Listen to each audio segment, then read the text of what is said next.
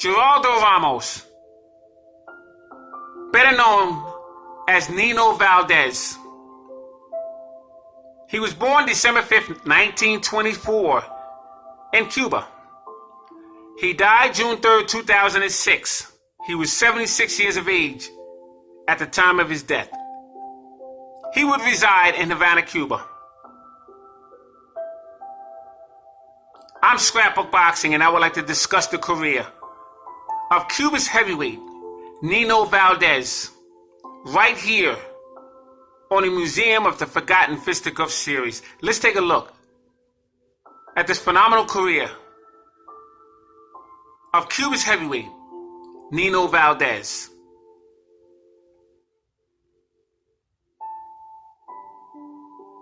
Now, a 6'3" heavyweight with a 78-inch reach would land in the islands of the United States. You see, Nino Valdez had a fighting career record of 69 total bouts, 49 wins, 18 losses, 2 draws, 36 knockouts. He was stopped 5 times himself. He'd be in the ring with 4 former world champions. He faced Harold Johnson, who was a light heavyweight champion. Charles Sonny Liston, who became a world heavyweight champion. Now, Sonny Liston would knock out Floyd Patterson twice in the first round. But he would lose his crown in 7 rounds to Muhammad Ali. Nino Valdez would also face Archie Moore. They called him the Old Mongoose.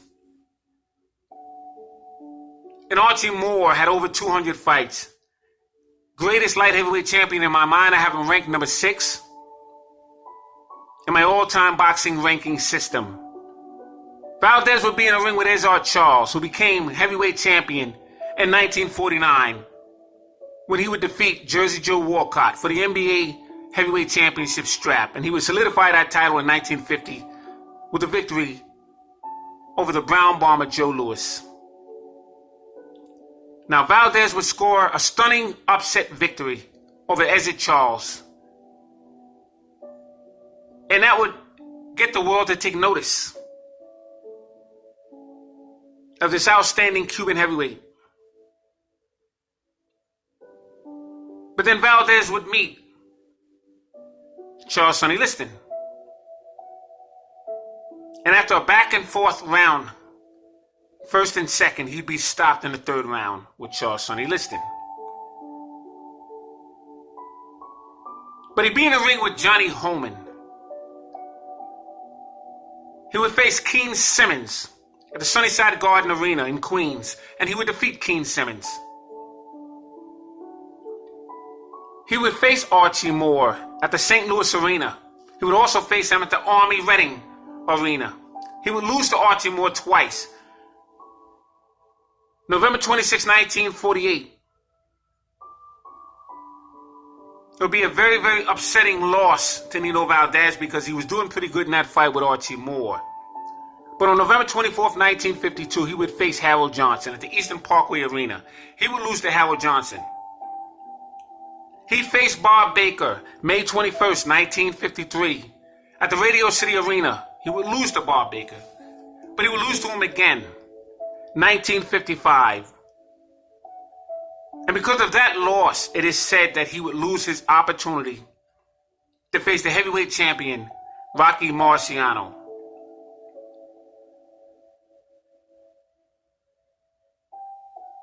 You see, Nino Valdez was a very hard puncher, very strong individual. The issue with Nino Valdez, he was a gentle giant. He didn't like hurting anyone. But when he had to throw the gloves, he would throw the gloves. Like he did on the night, on November 15th, 1953, in Miami Beach, Florida, at the Auditorium.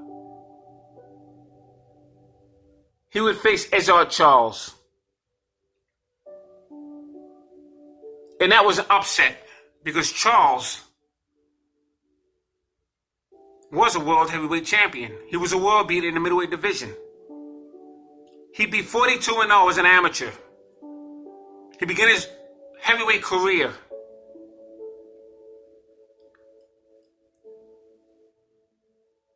in 1942.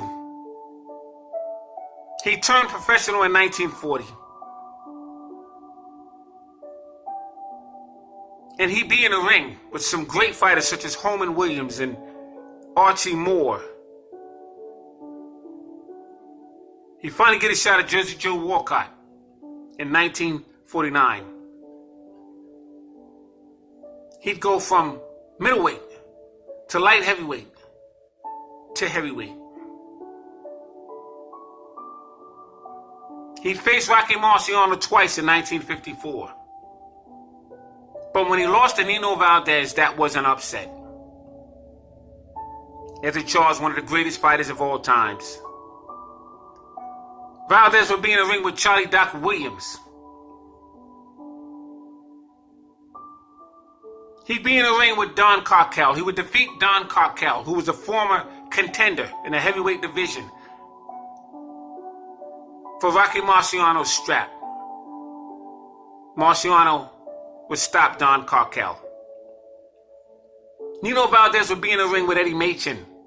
He would lose to him twice. James J. Parker, Wayne Beckler, Zora Foley, and Alex Mitliff, as well as Mike DeJohn. He'd face Harold Carter and Sonny Liston. His last fight would be with Brian London. December 7th, 1955, he would lose unanimous decision to Big Bob Baker.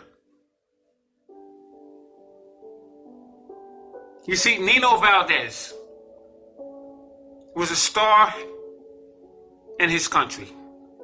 He'd advertise a soft drink. It was a Malta, somewhat of a soft drink / beer. He was also paid very well by a meat company just to eat steak on television. And he was given several suits in exchange to modeling for a well-known tailor. Nino Valdez would move in and out of the rankings for the next 6 years, losing once to Archie Moore, twice to Eddie Machen, once to Big Bob Satterfield. He would lose to Zara Foley, and Floyd Patterson's manager, Custy Amato, had refused an opportunity to give Nino Valdez because his heavyweight champion, Floyd Patterson, was 30 pounds too light. Nino Valdez said that fighting Charles Sonny Liston was like fighting a machine. Liston was 24-1 at that time. And Valdez would be doing pretty good in that fight. He did good in the first round, lost the second round, and he'd be stopped in the third round. And December 1st, 1959, he would lose to Brian London. I want to take a look at a fight that was supposed to take place at the Maple Leaf Garden in Montreal, Canada, with the Canadian heavyweight champion, George Chuvalo. Let's take a look. Now, as I pull out a scrapbook of Canadian heavyweight champion George Chuvalo, as you can see here, Frankie Daniels to your right and George Chuvalo is to your left. Now, Frankie Daniels would earn 1.65 when he fought Archie Moore, and George Chuvalo wanted a piece of that pie. As you can see here, Frankie Daniels preparing for his match. As you can see, his trainer was Manny Conti. But George Chuvalo really wanted to make some good money, and he had to do it in the United States. And he needed a fighter from the United States.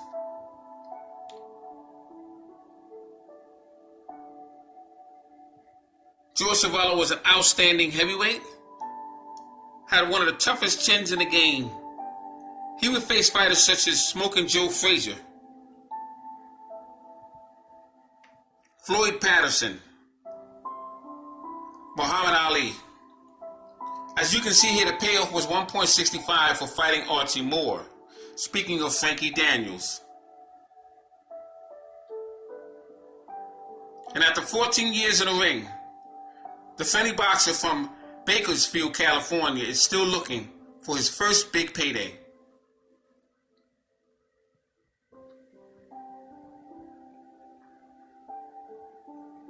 So George Chuvalo stands with his manager, Sonny Thompson. George Chuvalo is to your left and Sonny Thompson is to your right. And they're looking over a contract that's been sent to them with a fight with Cuban's heavyweight, Nino Valdez. Now, Nino Valdez, at this point in his career, was the biggest name that George Chuvalo could find. As you can see here, the Cuban heavyweight champion, Nino Valdez, flexes his mighty big fist. They're going to be fighting at the Maple Leaf Gardens on June 7th.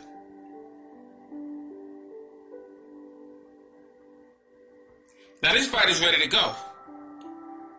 But you're going to soon find out one quick problem that's going to arise in the middle of campaigning for this fight. Now, Nino Valdez campaigns with a big name, former heavyweight champion, Joe Louis. Now, Nino Valdez is an aging throwback to the long-gone era of boxing. He arrived in Toronto yesterday to compete. Preparations for his scuffle with young George Chuvalo next Tuesday evening at the Maple Leaf Garden. Now, Valdez was 35 years of age. As you can see here, it's unique among active heavyweights in that he once fought Joe Louis, a man who represented the long-gone boxing era. This was in 1949, around the time Brown Bomber decided to relinquish his World Heavyweight Championship belt. He won 12 years earlier. Nino boxed Joe Louis 3 times in all. They are recorded as exhibition bouts.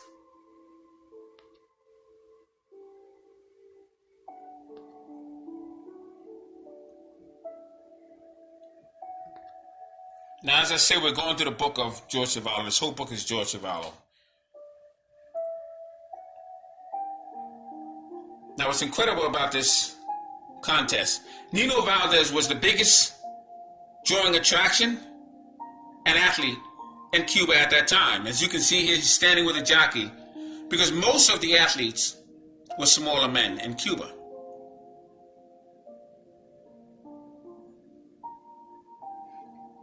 And as Nino Valdez prepares for his match with George Chuvalo, and I'm trying to get a good view of this book here for you, this particular page. We're going to be moving on.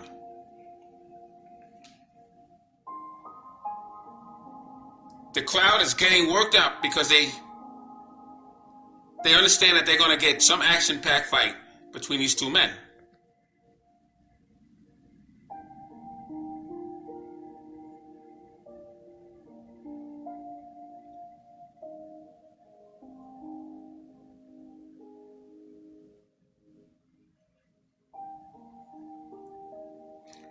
Chuvalo must win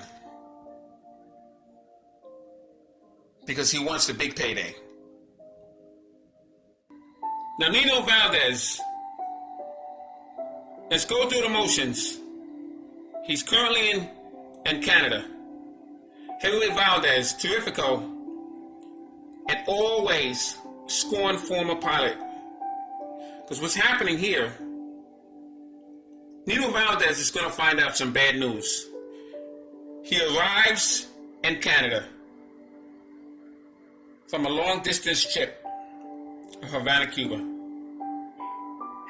This is Nino Valdez. Now, the excited Nino Valdez lands for the first time in the country of Canada.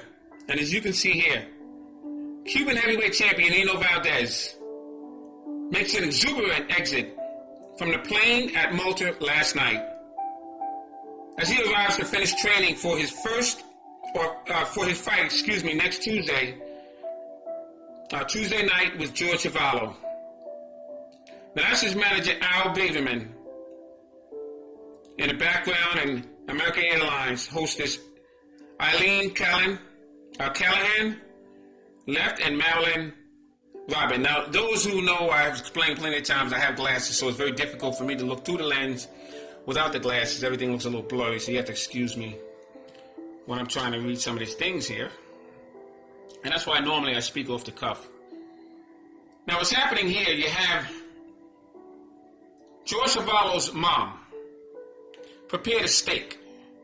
It's sort of a publicity photo op because Nino Valdez, as I stated before, had a contract with a meat company to eat steak on television. And this is supposed to be somewhat of a plot for Nino Valdez.